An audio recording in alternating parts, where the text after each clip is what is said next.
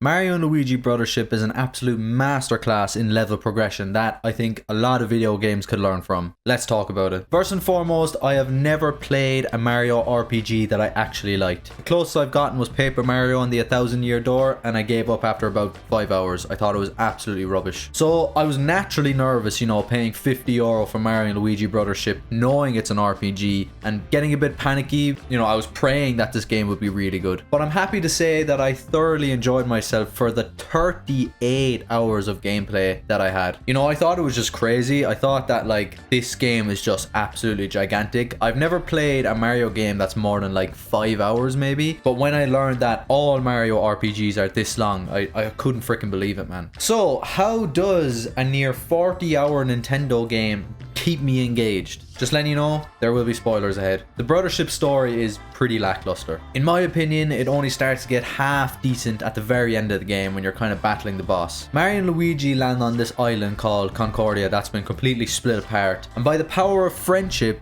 they get it back together. Obviously it's way more in depth than that, but I'm just giving you a broad picture. The evil villain called Zocket is trying to destroy Concordia, and when you defeat her, it actually turns out that there's another evil villain in this. The evil dude wants to keep everyone in their own fantasy world while he goes off and destroys the real world. That's a pretty good change in direction with the story. I felt like it got a lot more deeper when he started to control people in their own worlds, and that he was destroying the real world where everyone else was just doing their own thing. I think there's a lot of ways that you can relate that back to real life. Kind of people are too scared of life and they're staying in their own fantasy worlds, the comfort zone, while he's out taking risks and doing all that. That's just how I perceive it. But you can go a lot deeper if you wanted to. But what about the other 30 hours, I hear you say? This is going to upset a lot of people, but I think the story was very average. Some of the storylines just went on for way too long, especially at the end. This game could have ended around 10 hours earlier and no one would have noticed. When you defeat the first boss, I think everyone's first reaction is, okay, that was a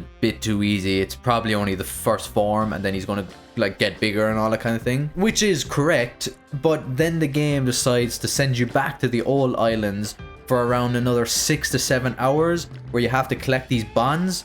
I'm just like, what the fuck is this, man? I thought this was over. And I completely agree that it shouldn't send you into the second boss fight straight away. Maybe take half an hour to upgrade fully and all that kind of thing.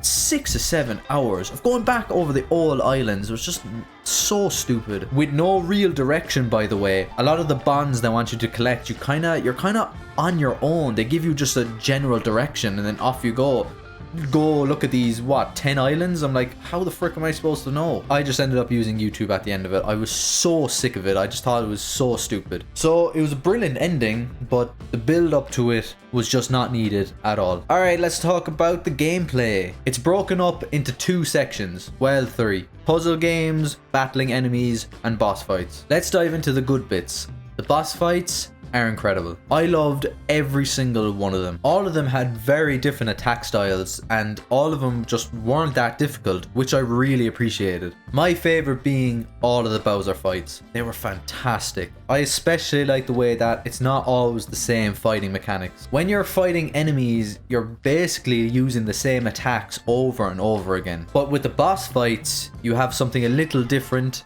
and it's called Luigi logic. Basically, halfway through the fight, Luigi kind of starts to figure out a new way of fighting. These can range from changing the battle area, fighting in the air, being way more powerful. The bosses definitely kept me interested in the story, even when I was really deflated. The puzzles are fine, not too frustrating, which is good. The enemy fights are also well done. But, as I was saying, I did find myself doing the same attacks over and over and over again.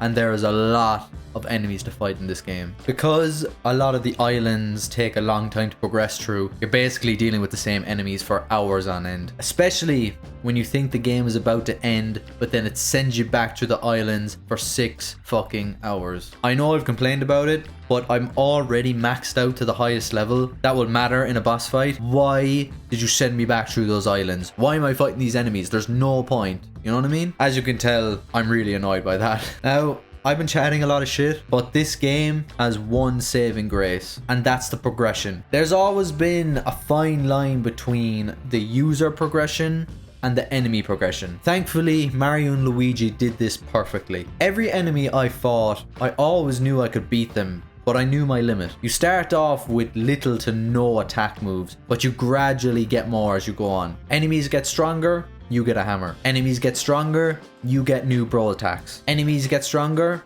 you get battle plugs. More bros attacks and more battle plugs. It's fantastic. The best way for me to say this is that everything I wanted in this game, I got it eventually. I think a lot of you can relate to this. The ship at the beginning is so fucking slow. I thought to myself, this is going to take forever. I am never going to be able to see all the islands because I'm going so slow. But as you know, you get a speed boost around 3 to 4 hours into the game, so it's not bad at all. Also, I thought Mario and Luigi kind of moved fairly slow when they're on foot, but then after a while you kind of get a new bro move where you can turn into a ball and move much quicker. That was the one thing I thought the pacing of this game was just a bit slow, but they kind of gave you ways so you can speed it up, thank God. Going back to progression with the boss fights, you're nearly given a new bro attack before every single boss fight, and it just makes it so much easier to get through them. Now, they're not easy. I'm not sitting here and saying that this game is really easy. It's not. That's why I'm so impressed by this, is that